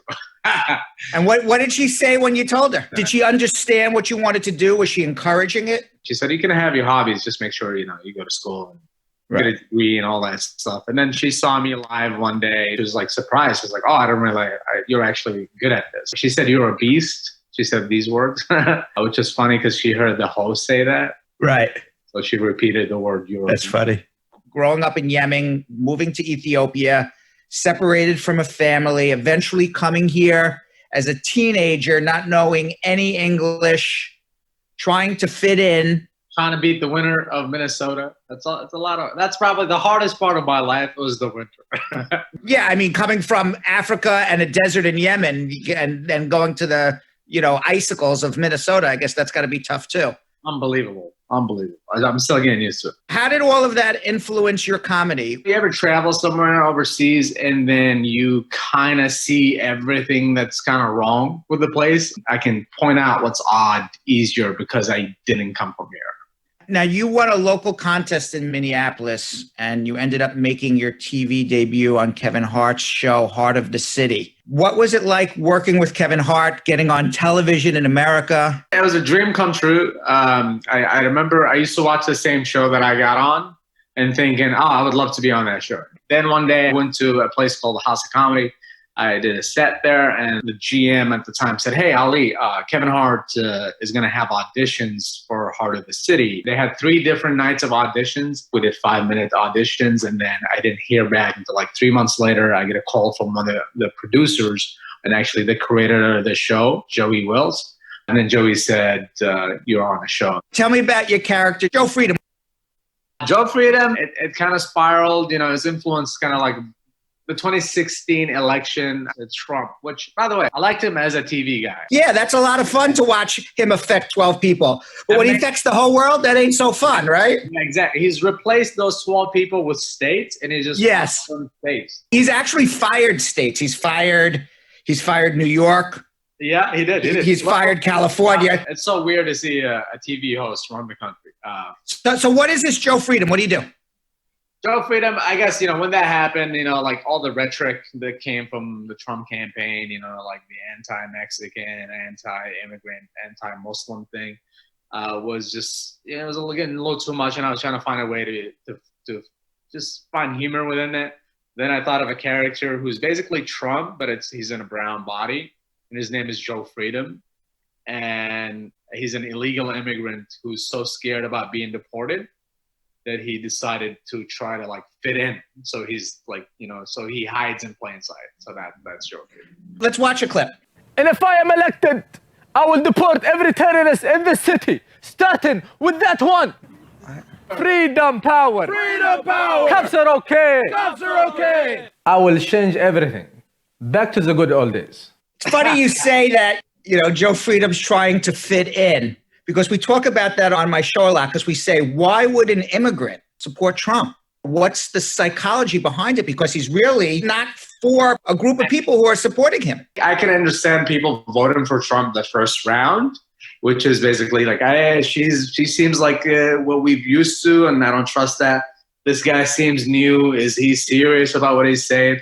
To vote again, to me, that's unbelievable. If you're on the second, I would vote for a pillow on this election. Literally, if it was like a pillow versus Trump, I'll go with the pillow. We saw what happens when you put an insecure little man in office. Talk about absurd things. What do you think about his Muslim ban? I mean, ridiculous. It is so childish, because it's like they try to play it off like it's not a Muslim ban, but we know, like, we see the news, you know what I mean? We see you say, oh, I want to ban Muslims, and then all of a sudden it's like, no, it's not about Muslims. It's of course. Let's throw in Venezuela in there too. You are in Minneapolis, ground zero of protests. That's where it happened, George Floyd. You feel positive to come out of all of this? It's always positive, stained with some negativity. Great thing is people realizing their power. Like, oh, we can go on the streets and demand justice, and the people have to listen. The government has to listen. It feels like there's another force at play who wants to dismiss these things or make it feel dangerous so it doesn't happen. So you were involved with the George Floyd protests as well. Tell us about what your involvement was with that. I've never really protested before. This was your first protest ever? Yeah. I went big, What did you do as part of the protest? The thing is about protest is if you've never been, you really don't know what the, etiquettes are. So I just showed up, and then I found opportunities to help them there. I was like, oh, I see there's a lot of good and beautiful moments that are happening during the protest. There's a lot of peace and love that no one is capturing, and all I see on the news is about riots. So I thought there's an unfair coverage. But then when I saw that, then I was like, oh, an opportunity to help is to take photographs and showcase all the positive things that I see.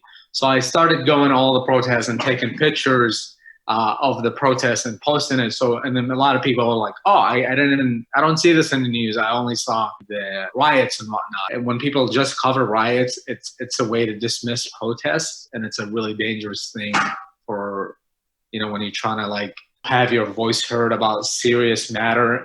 And you also, besides that, you were involved in feeding the community during the protest? So That came also from being at a protest. I was at a protest and I saw a friend of mine who is a comedian. Her name is Shay Webby. And Shay Webby is an African-American resident of St. Paul. And she was there with a table giving out food for the community. And then I thought that's a great idea. When the looting started, a lot of the stores closed. I was like, oh, there's definitely a need. People are not getting the groceries. A lot of people don't have means to drive. And a lot of people don't even have money with like the pandemic and all that stuff. So I thought that's a good opportunity to help. So I went on my social media and I asked people to donate money so I can do runs for Shay. And then a lot of people donated. I ended up with like $2,000. It started with like 3 tables and then we ended up with 3 giant containers and we fed around 7,000 to 8,000 people. Wow. That was what gave me hope about riots and all the things that are happened is people really just like when people are given the opportunity to do good, they will do good. They want to help. You've also traveled to Dubai to work on a special with Comedy Central. How is that different performing stand-up in the Middle East rather than in America? Great question. Well, comedy is not just about language. You don't just have to know English to understand comedy. There's context, you know what I mean? There's pop culture things, references and whatnot. So I thought it was definitely harder because I was talking to an audience of 1,000 people, but not all of them spoke English and not all of them kind of got our culture here. You play another character, an Arab prince who's trying out comedy. Tell us a little bit about that. That was just, I was in Dubai and then I kind of got tired of being told what I can't say. They're like, oh, don't talk about Yemen, the war in Yemen, which is, you know, kind of awful because I'm from Yemen and Dubai has a hand in the war there. On the plane, I was thinking about a character to make fun of my idea of what a prince is. Let's watch a little bit about the Arab prince. It smells like middle class in here. Disgusting.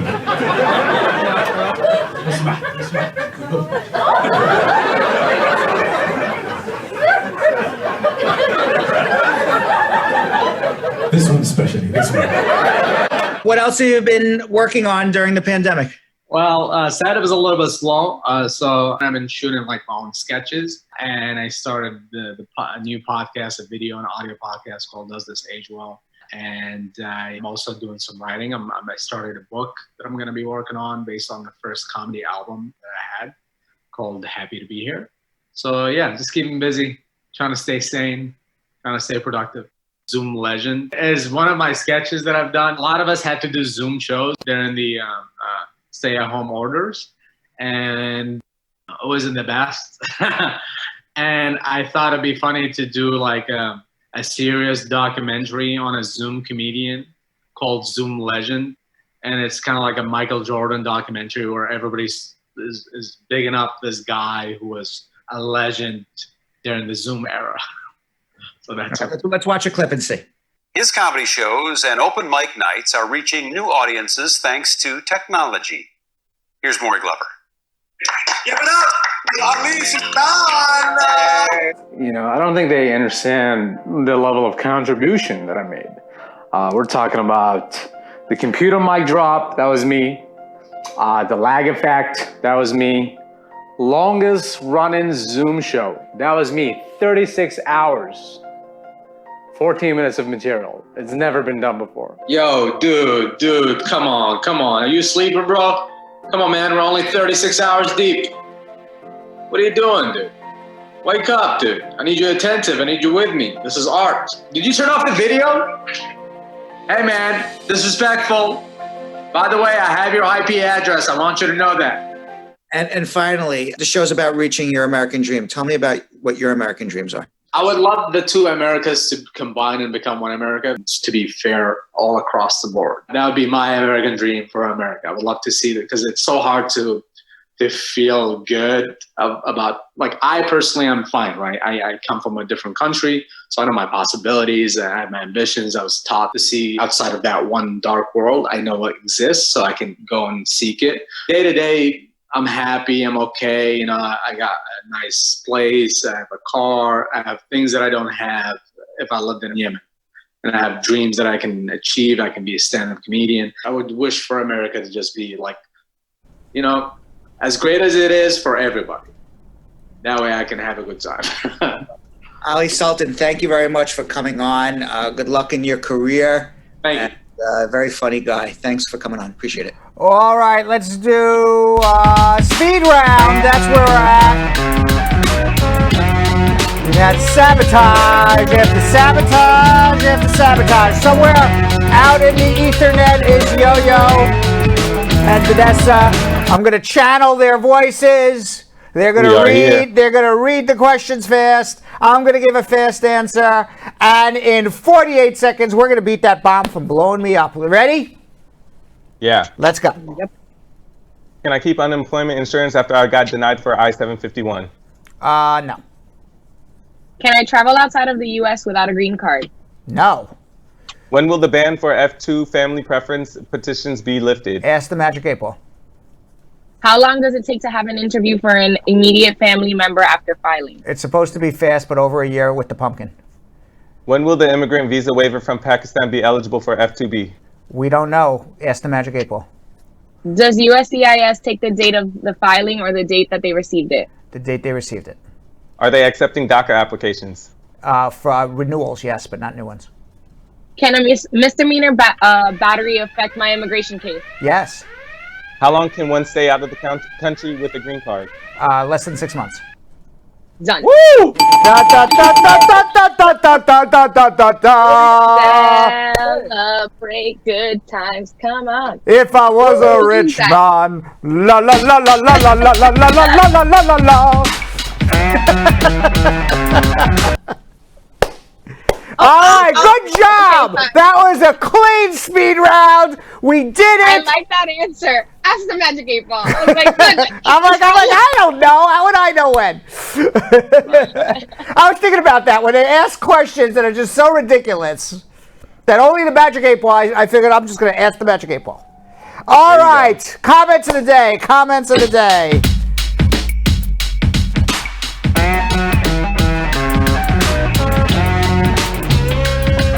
What do you got? All right, our first comment of the day comes from Yaniel504 saying, Brad is one of the best lawyers out there. I have compared different shows, and let me tell you, people, this is one of the best immigration shows. Oh, well, thank you very much. He's doing his research. He's watched around, and he's come back and said, of everybody, this is it, the place to be. If only the rest of the world knew that. This is the place knew that. to be. Mm-hmm. You ready? Only the Ding, rest ding, of the ding, ding, ding. With a thumbs up. There you go. Spread Our the next part of the comment production. of the day. Oh, well. We're not done yet, are we? There's somebody sabotaging us, I'm telling you. There's somebody trying to sabotage us. Too late. Friday, We already y'all. won. All right, Vanessa, what's the next one? Our next comment of the day came from Wallace. You know what, Brad? You are so blessed. All your blessings will be passed down to your children. I just have to say that you helped me be legal in this country. God bless you. Be safe in this crazy world. Oh, thank you very much. Thank Aw. you. Very nice. Thank you. That's so dope. Yeah. That's awesome. All right, our third comment of the day comes from Paulette Bryce. Paulette Bryce Cameron saying, squad up my beautiful family, Brad, Yo-Yo, and Ness-Quick. People, get your immigration questions answered from the best immigration lawyer that ever walked the earth, Brad. Thank you, Brad, from helping our people to live with the American dream. Oh, that was very nice. Thank you very Love much. that. Very, These are really very, good. those are very, really These are good heartfelt comments of the day. comments of the day. I like it. Yeah. That was very nice. And the last And we have comment one- of the day comes from one of our faves that never fails, Jessica Lee. All who have the right to vote, please exercise it. Thanks. That's Noted. right. Perfect note. That's to end the right. show. Vote, everybody. Let's. I guess the World Wrestling Federation will be starting shortly. We'll Right. talk about it tomorrow. Tomorrow's a pop-up. We're not going to be. We'll talk about it. I guess maybe Monday, or maybe we'll talk about it tomorrow. We'll see. It's a pop-up. We can do whatever we want. So the only way to be sure to catch our pop-up, because we never tell you when we're going to pop up, but tomorrow's pop-up Friday. Only way to be sure is make sure you follow us on YouTube, and I'm sorry, like and follow us on Facebook, and subscribe on YouTube. Then you'll get the bell and the notification that we're coming on live for the pop-up. So join us tomorrow for Pop-Up Fridays. Have a good night.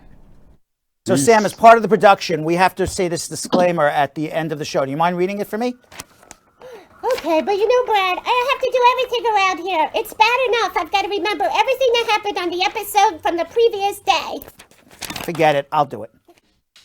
The proceeding was information only and not specific legal advice. Consult an attorney about your individual situation. Prior successful results do not guarantee a similar outcome in the future. To make an appointment with the Spar and Bernstein law firm located at 25 Broadway in New York City, call 1-800-529-5465. That's 1-800-529-5465. Easy to remember, 1-800-LAW-LINK. That's 1-800-LAWLINK. Once again, make a call to 1-800-529-5465. And of course, link up with the law offices of Spar and Bernstein, located at 225 Broadway on the 5th floor. If I were you out there, make the call, make the link, make the connection, make it Spar and Bernstein. 1-800-LAWLINK. That's 1-800-529-5465. And now, conveniently located in Hartford, Connecticut on 1 Congress Street. Visit us in Connecticut or in New York at 225 Broadway. That's 1-800-529-5465. 1-800-LAW-LINK. 1-800-529-5465.